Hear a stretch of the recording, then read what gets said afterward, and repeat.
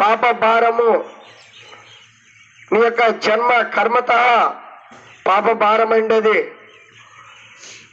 ఒక భక్తుడు అంటున్నాడు, నేను పాపంలో పుట్టినవాడని, పాపంలో నా తల్లి నన్ను గర్భం ధరించింది, ఈ లోకంలో జన్మించినానని గొప్ప రాజు అంటున్నాడు. అనగా ఏ భేదము లేదు, అందరూ పాపము చేసిన వారమని దేవుడి వాక్యం సెలవిస్తున్నది. ఈ పాప భారము నువ్వు తీసివేసుకునకపోతే పాపం వల్ల వచ్చు జీతము మరణము అని దేవుని వాక్యం సెలవిస్తున్నది. అది ఏ మరణమయ్యా అంటే అది రెండవ మరణము.